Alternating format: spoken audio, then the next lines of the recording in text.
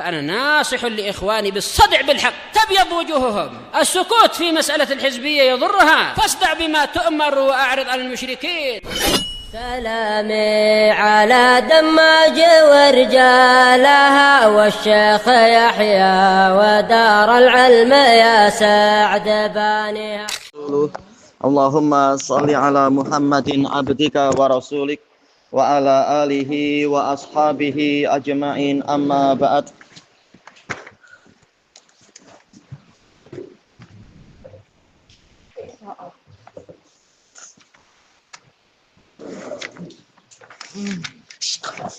Tak boleh.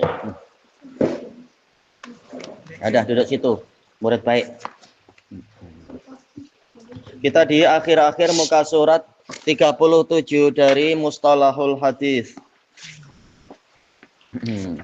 Masih, salah ya. Bukan, salah berarti. Muka surat berapa? Salah pula. Ini 41. 41. Qal wala yujzi'u ta'dil 'alal ibham. Tidak sah, yujzi' yaitu sah. Tidak sah memuji secara mubham, secara tidak disebutkan identitasnya. Fa idza qala hadatsani siqah, misalkan ada seorang rawi atau seorang syekh mengatakan hadatsani siqah, orang terpercaya menyampaikan hadis pada saya. Au nahwi au nahwa dzalik, atau seperti itu, muqtasiran alaih, membatasi pada kalimat macam itu, lam yuktafa bih, maka tidak cukup itu. Tidak cukup. Siapa yang sering mengucapkan ini? Yaitu Imam Syafi'i di dalam kitab beliau Ar-Risalah dan kitab-kitab yang lain. Hadatsani siqah. Kita tak tahu siapa siqah ini. Boleh jadi yang beliau katakan siqah ternyata tidak siqah bagi orang yang lain yang meneliti. Makanya harus disebutkan identitinya siapa. Terutamanya lagi ya. Terutamanya lagi apabila diketahui bahwasanya guru-guru dia sebagiannya memang bukan orang yang baik. Makanya kalau dia tidak menyebutkan, justru malah orang jadi merasa curiga, merasa ragu-ragu. Kalau emang dia siqah, kenapa Anda tidak menyebutkan terang-terangan siapa dia? Karena ketika diteliti oleh para ulama, seringkali kalau Imam Syafi'i mengatakan hadatsani siqah, ternyata siapa? Ibrahim bin Abi Yahya Al-Madani. Dia qadhi Madinah, tapi dia kadzab. Enggak boleh lah kalau kadzab. Dia kadzab dan dia juga apa? Orang Mu'tazili. Sampai-sampai Imam Ahmad mengatakan kullu bala'in fih. Semua bencana ada pada dia. Baik, jadi ini menunjukkan tidak semua yang disikohkan oleh Imam Syafi'i pasti sikoh. Terutama kalau beliau tidak menyebutkan siapa namanya. Kecuali kalau ada korinah-korinah yang lain.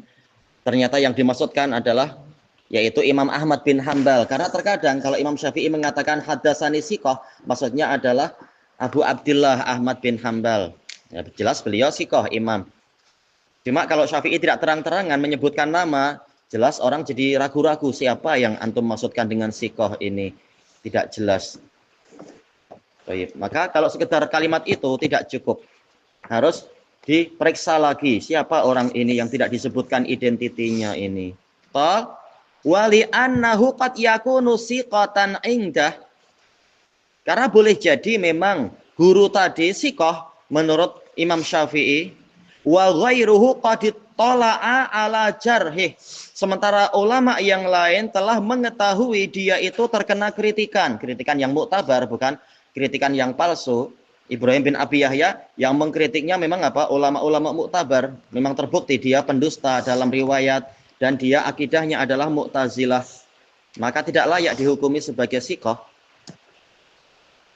Bima huwa jarihun indah, dengan kritikan yang akan membuat tercela orang itu, bukan kritikan yang salah, tapi memang kritikannya kritikan yang kuat.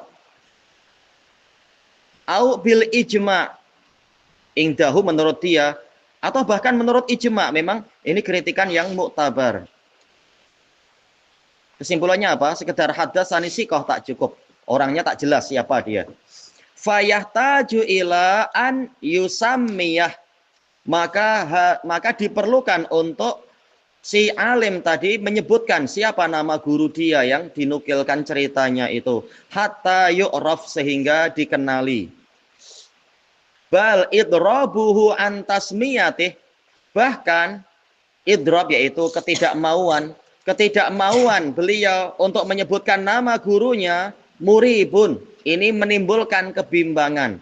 Kalau dia siqah memang apa susahnya untuk Anda menyebutkan nama dia? Kenapa Anda tak berani menyebutkan nama dia? Itu maksudnya kalimat ini. Yuqi'u fil qalbi, menimbulkan ke dalam jantung kita taraddudan fi, keraguan tentang orang itu. Baik. Selesai pembahasan tentang ini.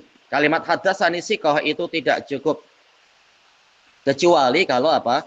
Kita tahu orang ini dalam bahaya, kalau disebut namanya nanti tahu-tahu ada assassin datang istilahnya, atau istilahnya ada orang yang akan membunuh dia. Ya sudah, kita kasih udur. Ketika orang memberi cerita, ada orang terpercaya cerita begini-begini, tapi walaupun kita kasih udur, hadisnya berarti sahih atau tidak sahih? Tak sahih karena masih belum jelas siapa dia. Cuma kita memaafkan orang yang mengatakan seperti itu. Karena apa? Boleh jadi nanti dia terkena bahaya, betul-betul ada dipukul orang atau dibunuh orang misalkan. Seperti yang dilakukan oleh Syekh Mukbil. Syekh Mukbil di Yaman, orang Syiah Rafidhah, mereka suka menyakiti orang, tentara aja dibunuh.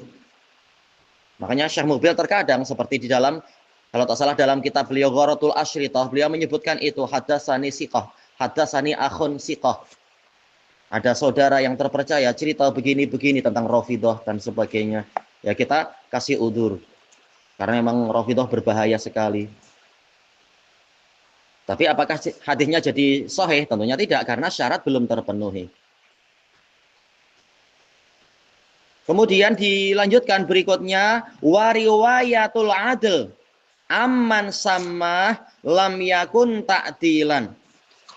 Riwayat seorang rawi yang adil, yang agamanya lurus, dari orang yang disebutkan namanya, maka itu bukan menjadi pujian semata-mata. Misalkan Syu'bah mengatakan hadatsani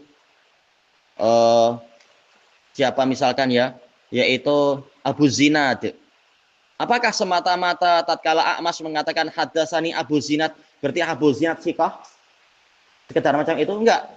Sampai A'mash mengatakan memang dia siqah, atau ulama lain bilang oh Abu Zinad siqah. Memang kenyataannya Abu Zinad siqah memang.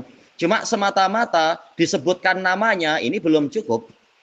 Semata-mata disebut nama jelas itu belum cukup. Tidak boleh untuk dikatakan oh Abu Zinad siqah. Kenapa? Oh karena A'mash meriwayatkan dari dia. Tidak seperti itu.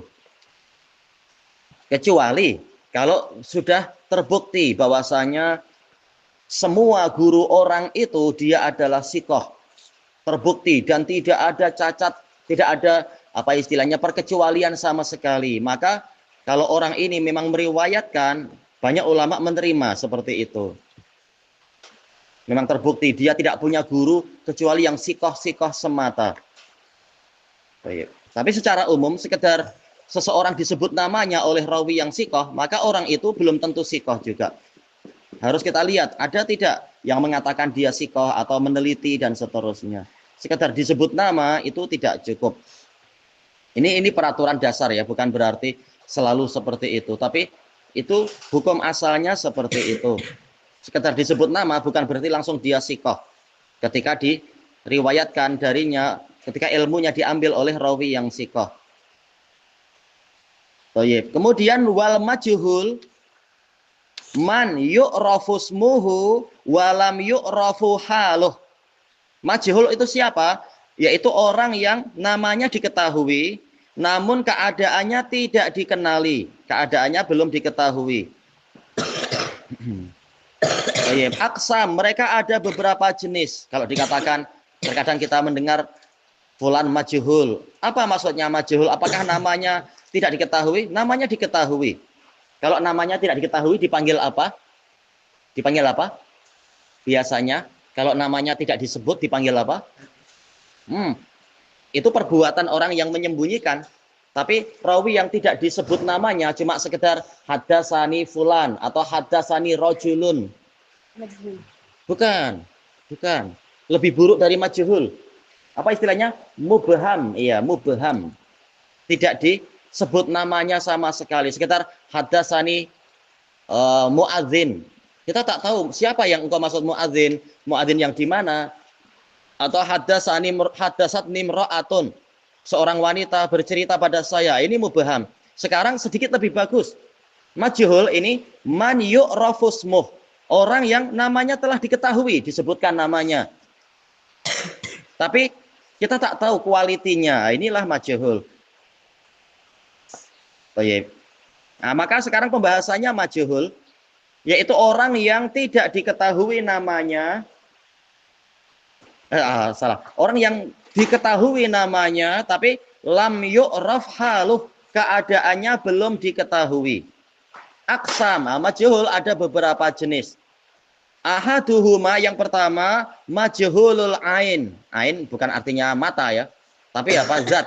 Zatnya tidak diketahui. Cuma ada nama, tetapi saking tidak populernya, murid dia hanya satu. Dan tidak ada yang memuji dia. Itu inti majhul ain. Orangnya ada, yaitu orangnya disebut namanya. Tapi hampir-hampir zatnya itu tidak dikenali. Hanya punya satu murid yang tidak memuji dia juga. Kalau murid memuji tak masalah, tapi murid pun tidak memuji dia. Ini dikatakan majhul ain. Orang yang lain, lebih-lebih lagi, tidak memuji dia. Nah, kita lihat apa definisi majhul ain. Zatnya majhul. Bukan zatnya tidak ada, zatnya sudah ada. Namanya sudah ada. Tapi huwa man rawa anhu rawin wahid. Orang yang mana hanya memiliki satu murid. Yang mengambil riwayat dari dia hanya satu. Walam yuwasikhu imamun mu'tabar. Tidak disikohkan oleh imam yang terpandang. Bahkan muridnya sendiri tidak mensikohkan dia. Imam terpandang tak ada yang mensikohkan dia. Misalkan apa? Hadasani Muhammad bin Abi Muhammad. Gimana keadaan dia? Tak tahu kita siapa Muhammad bin Abi Muhammad. Banyaklah Muhammad bin Abi Muhammad. Nama boleh dibuat-buat. Murid pun hanya satu. Yaitu orang ini yang mengatakan hadasani. Muridnya pun tidak mengatakan wahuwa sikoh. Kalau dia bilang wahuwa sikoh paling tidak. Oh, muridnya sudah memperkenalkan. Dan ulama lain pun tak ada yang kenal dia. Tak ada yang memuji. Dan tidak ada yang mengkritik juga. Kalau yang mengkritik berarti bukan majhul lagi, sudah tahu orang ini orang yang buruk. Tapi masalahnya yang mengkritik tidak ada, yang memuji tidak ada, murid pun hanya satu. Nah, itu dikatakan majhul ain. Zatnya masih tidak dikenali. Tidak dikenali maksudnya apa? Nama ada. Cuma tak ada yang memuji dia, tak ada yang mengkritik. Nah, ini dikatakan majhul ain. Murid pun hanya satu. Kalau murid dua dikatakan majhul hal. Ini majhul ain, majhul yang paling buruk. Mubham lebih buruk, tapi dari sisi majhul, jenis-jenis majhul ain paling buruk. Murid hanya satu. Betul-betul tidak populer dia. Dan tidak ada yang mensikohkan. Qal wa hadza la tuqbalu riwayatuh. Riwayatnya tidak diterima. Jadi riwayat Muhammad bin Abi Muhammad, misalkan namanya adalah macam itu.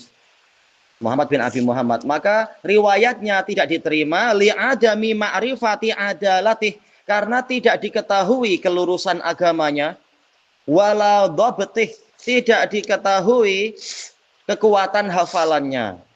Ini dikatakan majhul ain. Ini yang pertama. Murid hanya satu, yang memuji tidak ada, yang mencela juga tidak ada. Maka apa dikatakan majhul ain? Tidak diketahui hafalannya, tidak diketahui kelurusan agamanya.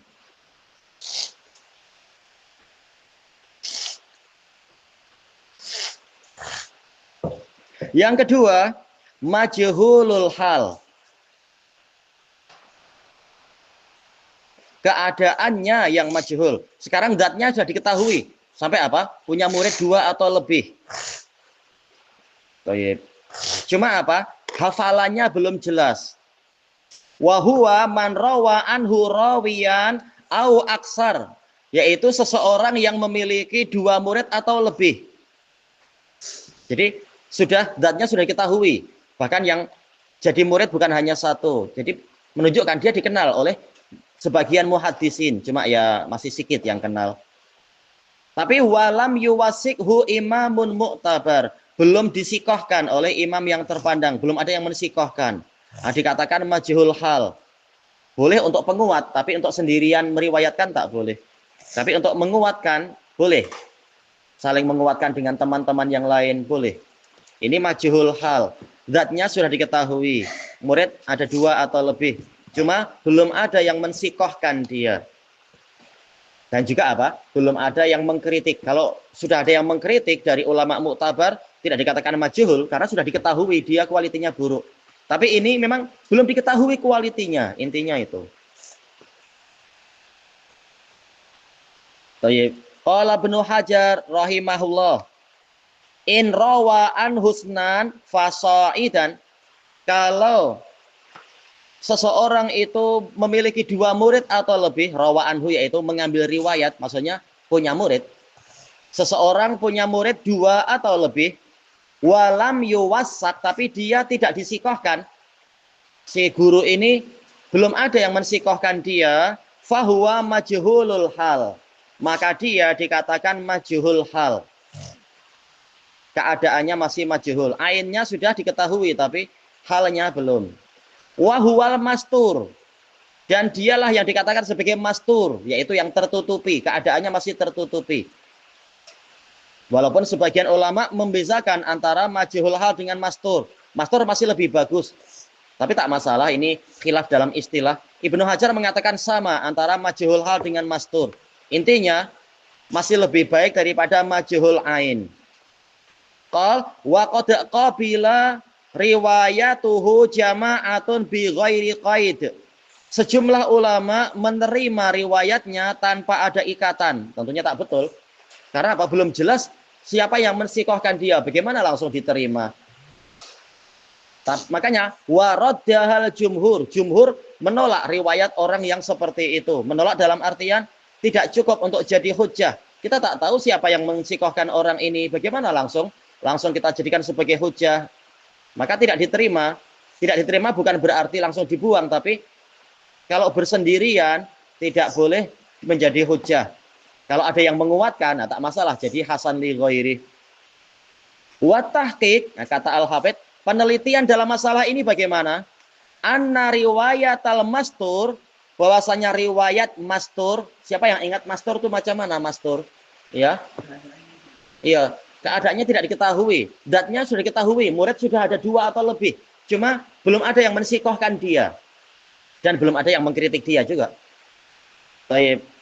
Wa nahwih, dan orang yang seperti dia, majhul hal itu, mimma fihil ihtimal, yang ada kemungkinan-kemungkinan, mungkin sikoh, mungkin tak sikoh, karena tak jelas. La yutlaqul qawlu bi raddiha wala bi qabuliha. Tidak boleh kita ucapkan, kita yutlaqul qawlu, tidak boleh dilontarkan ucapan, diberikan ucapan untuk menolaknya atau menerimanya. Jadi kita tidak mengatakan riwayat dia diterima. Bagaimana diterima? Tak ada yang mensikohkan dia. Kita tidak mengatakan ditolak karena apa? Kita tak tahu ada yang mendoifkan dia. Cuma apa? Memang perlu dikuatkan. Kita tidak menolak, tapi perlu ada penguat yang lain. Bukan kita buang, tapi perlu penguat.